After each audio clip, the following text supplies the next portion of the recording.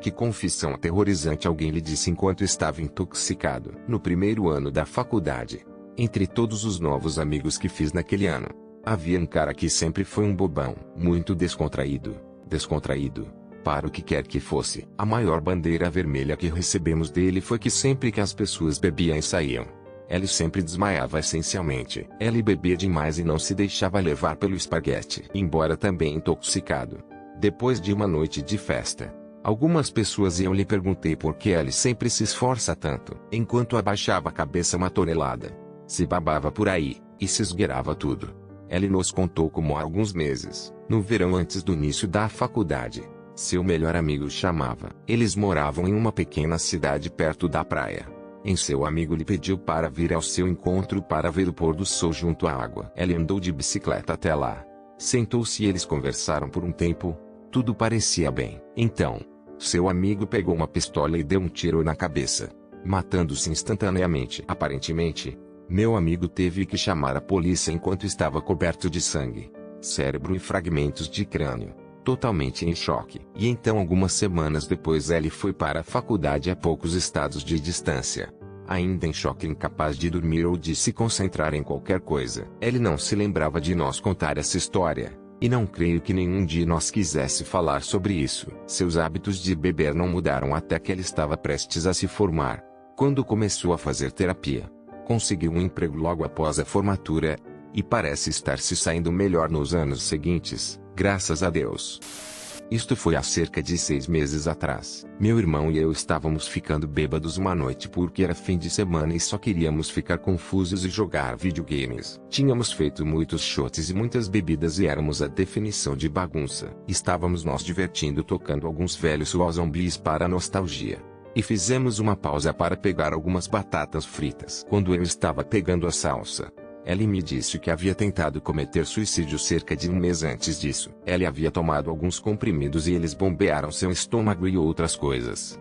E ele me disse o tempo todo que estava pensando em mim e como eu ficaria deprimido se ele tivesse morrido e que ele nunca iria querer me perder. Eu disse a ele que também havia tentado cometer suicídio há algum tempo e pensei exatamente a mesma coisa sobre ele. Continuamos jogando zumbis enquanto falávamos de tudo sob a lua. E desde então temos conversado todos os dias. Nunca falhamos e nunca falharemos um dia. Ambos estavam fazendo muito melhor agora e estavam ambos em terapia. É bom ter alguém com quem conversar e confiar nestas coisas. Naquela época, eu estava ajudando um colega de trabalho bêbado a chegar ao seu apartamento, etc. Ele precisava ser carregado num segundo e atirado pelo estacionamento no outro. Quando nos aproximamos de seu quarto, ele começa a quebrar porque eu bati nele. Eu não deveria ter corrido, etc. Acontece que o bêbado Diego está bastante convencido de que um dia ele bateu num garoto com seu carro. Diego sóbrio não tem ideia do que ele estava falando. Meu ex na faculdade me disse uma vez, quando ele estava bêbado, que alguns anos antes, ele e um monte de outras crianças invadiram uma casa para dar uma festa. A família que morava lá estava de férias ou algo assim e estavam todos fora. Não sabia como escolheram a casa ou como sabiam que ela estaria vazia. Desculpe, já faz uns 12 anos e esqueci alguns detalhes. Todos se embebedaram e alguns decidiram que seria divertido quebrar uma imagem na parede. Então alguém também o fez. Eventualmente, a coisa se transformou em todos eles, destruindo a casa. Absolutamente tudo que eles podiam. Todas as janelas estavam quebradas. Partiram as pernas de todas as cadeiras e as usaram para fazer buracos nas paredes. Roupas rasgadas e roubadas. Rasgou ou queimou todas as fotos de família nas paredes. Não me lembro de todas as coisas que ele disse que quebraram. Mas lembro dele chorando e dizendo que eles arruinaram a vida daquelas pessoas e que não há como consertar as coisas. Sinceramente, acho que ele estava tão confuso que não se lembra de me contar. Porque nunca mais mencionamos isso. De qualquer forma, como 2 anos depois, ele me deu um soco na cara por pedir uma carona para trabalhar uma vez a mais. Então eu acho que ele era um pedaço de merda, independentemente da situação atual ou do consumo de álcool. Meu avô nunca falou sobre seu serviço na Guerra da Coreia. Ele tinha severo PTSD, porém, acordava no meio da noite gritando. Então uma noite ele chegou em casa absolutamente intoxicado, deitado no sofá, e me disse que sua unidade inteira havia sido dizimada diante de seus olhos. Ele era o único sobrevivente e foi pego atrás das linhas inimigas. mas conseguiu sair. Ellie era o sargento deles e se culpou a si mesmo. Ellie acabou entrando na terapia de veterano em seus 60 anos de idade.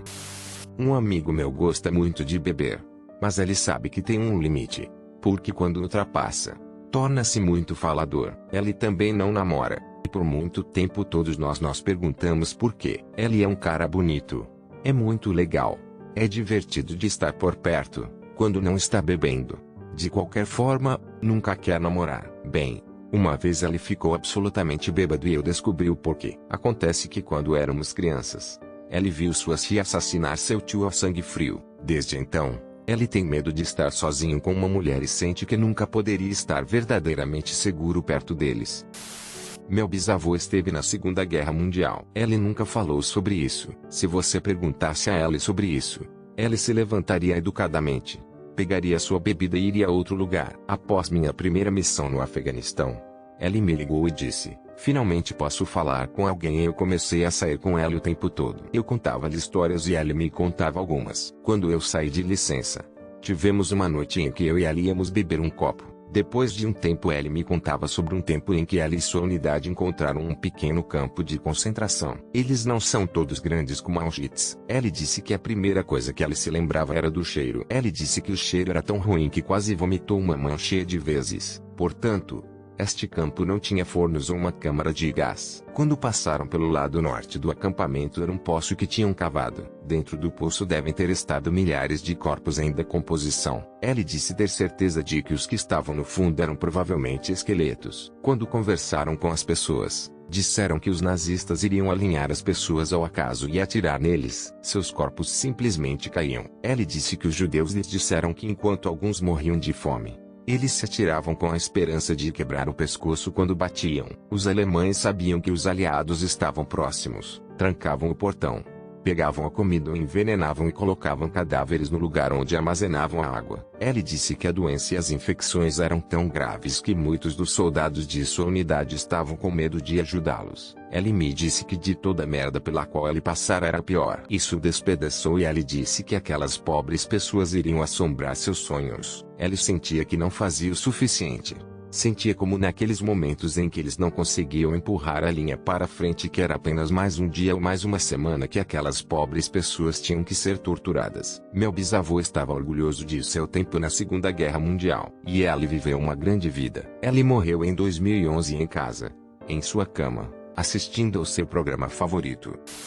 Eles não me disseram isso enquanto estavam bêbados, mas acho que isso se encaixa aqui. Sou voluntário em um lar de idosos. Quando uma das residentes femininas estava perto da morte, ela me confidenciou isto. Uma vez, seu marido a traiu com a esposa vizinha. Quando o marido vizinho descobriu que estava muito chateado e que ia machucar fisicamente seu marido, fizeram um acordo onde o marido vizinho não machucaria seu marido se ela pudesse retribuir o favor. Em essência, seu marido concordou em deixar o vizinho ficar com ela para salvar a si mesmo de uma surra justa. Pior ainda, ela ficou grávida e disse a seu marido para o resto de sua vida que era dele. Mas ela honestamente acreditava que eram os vizinhos. Toda sua vida ela carregava este fardo sobre seu filho e o que seu marido havia feito com ela, tanto com a traição dela como com a troca dela como uma vaca. Foi realmente uma conversa de partir o coração.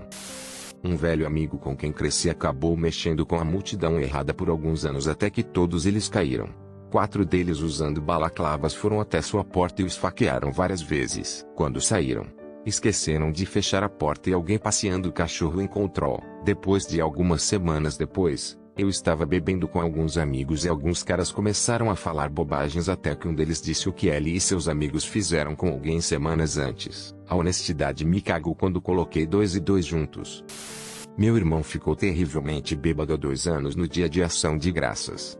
Como 7 ou 8 são Adams e ela estava bem no início. Depois começou a soluçar e fui eu quem o consolou por mais de 3 minutos. Ele me confidenciou seus pensamentos suicidas e como ele lutou com seus amigos sobre os seus relacionamentos e como eles estão felizes e desejava que ele pudesse ter isso também. Talvez lutar seja a palavra errada, como se ele sentisse feliz por eles serem felizes, mas estava triste por ela e não ser feliz assim também. Ele disse que estava muito assustado para fazê-lo. Porque então eu estaria sozinho. Foi o ponto de viragem em que finalmente consegui que ele tomasse antidepressivos. Ele também trouxe à tona algumas coisas de quando estávamos tipo 6. E ela colocou chiclete no meu cabelo e nós tivemos que cortar meu cabelo.